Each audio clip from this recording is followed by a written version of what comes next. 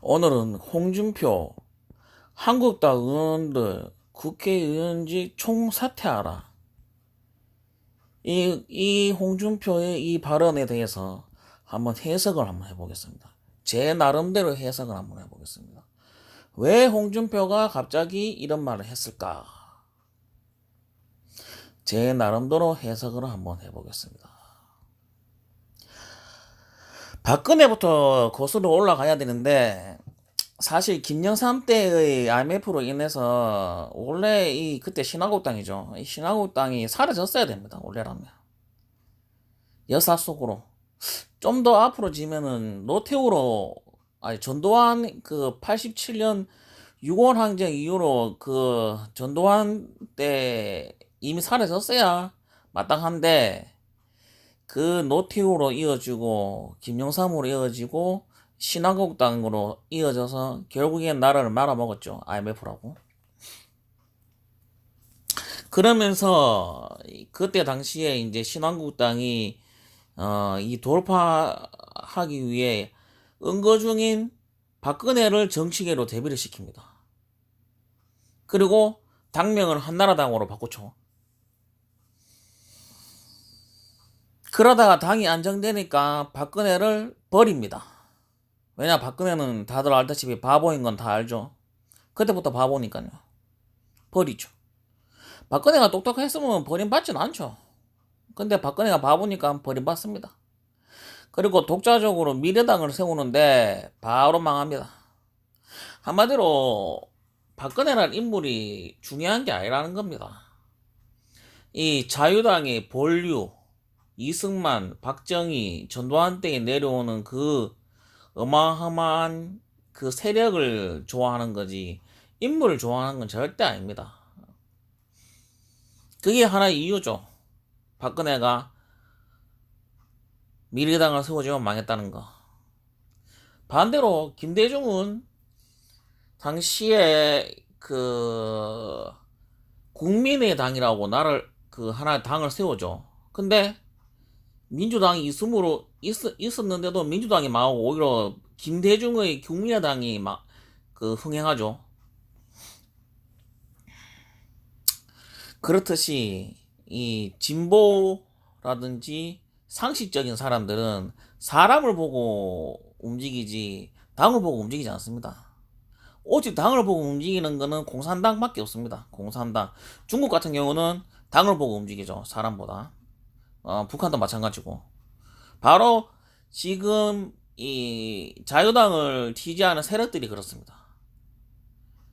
독재와 공산주의에 물드는 자들이죠. 그러면서 오히려 상대편 보고 빨갱이 공산주의자라고 하죠. 오히려 자기들이 더 공산주의와 빨갱이에 가까운데.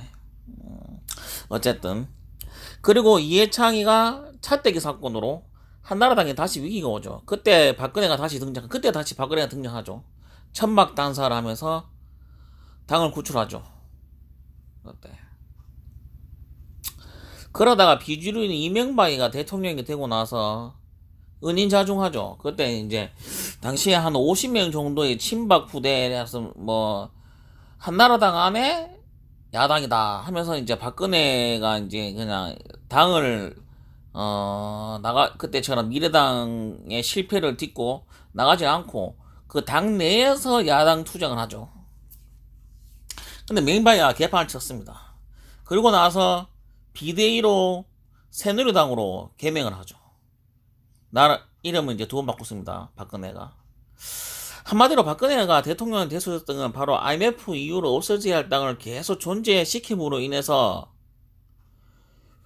위기가 생길 수밖에 없죠. 원래 없어져야 되는데 계속 있다 보니까 계속 위기가 생기죠. 왜냐면은 그 망해가는 집을 땜질한다 해서 비가 안 셉니까? 계속 셀 수밖에 없죠. 허물어야죠. 허물어야 되는데 허물지 않고 계속 간판만 바꾸니까. 그때 구원자가 이제 박근혜였고 그 구원자 역할을 한 18년 동안 해왔습니다. 박근혜가.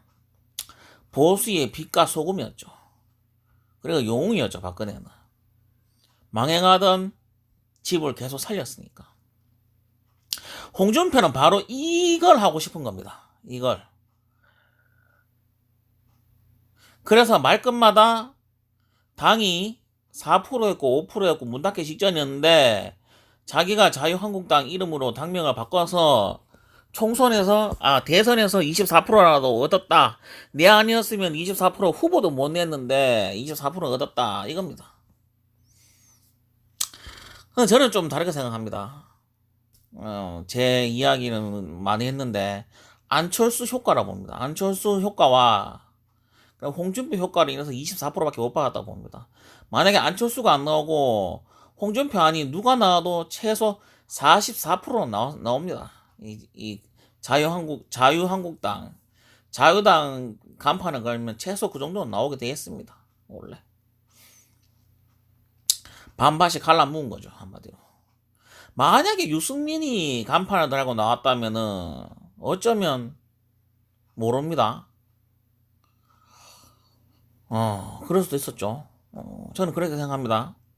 그리고 홍콩콜라를 보면은 이제 사찰을 당하고 억울하고 도청당했다고 그럽니다. 근데 실제로 그랬습니다. 그런데 그거는 박근혜 때 시절이죠. 근데 박근혜 때 시절을 지금 이야기함으로써 마치 공간과 시간을 초월하는 그런 탄압 아닌 탄압을 받는 것처럼 이야기를 하고 있죠. 왜냐? 정부에게 탄압을 받아야 그 정치인은 클 수가 있습니다. 김대중이 어떻게 컸냐? 박정희가 키워준 거 아닙니까? 박정희가 그렇게 김대중이를 죽이려고 하고 못 살게 했습니다. 그러면서 컸습니다.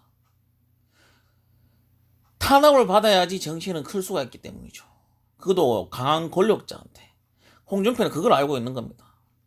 그래서 계속 탄압하고 홍준표를 계속 그런 식으로 이제 나가게 하고 싶은데 문재인은 그렇지 않죠.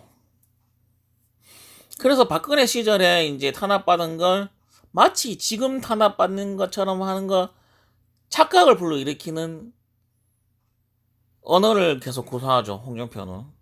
참 이것도 대단한 기술입니다. 기술. 어쨌든 간에 한 시청자가 이렇게 물었습니다. 김어준하고 친한데 연락하냐고 그랬더니 홍준표가 그럽니다. 나랑 연락하면 이 정부에서 불이익을 당하니 연락 안 한다고 했습니다. 이게 뭐냐? 자기는 탄압당하고 있다. 은인자중종에 이런 말을 하고 있는 겁니다. 그러나 실제로는 그렇지 않죠. 실제로는. 착각을 불러일으키게끔 하고 있습니다. 우리 홍준표는. 한마디로 권력자가 정치적으로 탄압을 하면은 자기가 클 수 있다는 것을 알고 있기 때문입니다. 지금은 이 정치 타이밍을 잡고 있는데 바로 국민청원을 역이용하고 있습니다. 지금 황교안이가 지지율 1위입니다. 지금 홍준표 입장에서는 위기죠. 위기입니다. 그래서 계속 기회를 엿보고 있는데 저는 그 기회가 이따가도 계속 이야기하겠지만 지금 저번에 2월 달에 이제 당 대표로 나가려 했는데 황교안이 대세에 밀려서 트럼프 핑계를 대면서 그러니까 트럼프 북미 회담을 핑계를 대면서 나가지 않죠. 왜냐면 황교안 대세를 이길 수 없다는 걸 자기도 알고 있기 때문이죠. 대단한 정치꾼입니다. 그러면서 저는 그렇게 생각합니다. 이건 아무도 이야기하지 않는 건데 황교안은 죄가 너무 많습니다. 세월호를 조작하고 세월호를 방해했던 혐의가 있죠. 그리고 김학의 사건에 연루가 돼 있죠. 그리고 조현천, 그러니까 당시 기무사 내란죄에 연루가 되었습니다. 왜냐, 그때 황교안을 만났거든요. 조원천이가 황교안 고랑 대행 시절 때 청와대로 왔다 갔다 했습니다. 조원천이가 잡히면은 황교안은 내란죄로 구속됩니다. 제가 볼 땐 그렇습니다. 이때 나타나려고 구원자 역할을 하려고 홍준표는 기다리고 있다고 합니다. 이 셋 중 하나는 잡히겠지 하면서. 어차피 황교안은 오래 못 갑니다. 너무 많은 죄를 지었기 때문에. 그걸 홍준표는 알고 있다는 겁니다. 그래서 그 지금 황교안이로 쏠리고 있는 자유당 지지가 황교안이가 없어짐으로 인해서 그 자유당이 무너질 때 영웅처럼 등장하려고 기회를 엿보고 있다고 봅니다. 그런데 지금 수사가 지지부진하죠. 그래서 홍준표도 지금 안 달랐다고 봅니다. 저는. 그래서 지금 국민청원을 역이용하고 있다고 봅니다. 저는. 전부 사퇴해라. 나도 국회의원 이때 내가 등장해서 정치 전면으로 나서겠다. 뭐 이런 거 아니겠습니까? 그래서 쪽 황교안이가 무너지는 걸 기다리지 못해서 지금 당장 정치를 하고 싶어서 지금 이런 말을 하고 있지 않나. 저는 그런 생각합니다. 만약 이게 실패한다면은 총사퇴 당연히 안 하겠죠. 안 하는데 나중에 조원천이가 잡히거나 이 김학의 사건이나 세월호 조사가 이게 끝날 때쯤 되면 한 12월 달쯤 되겠죠. 말하면은 추석 전이고 그 안에는 결론 난다고 보는데 그때를 노린다고 저는 생각합니다. 이 홍준표는. 여기까지 하겠습니다.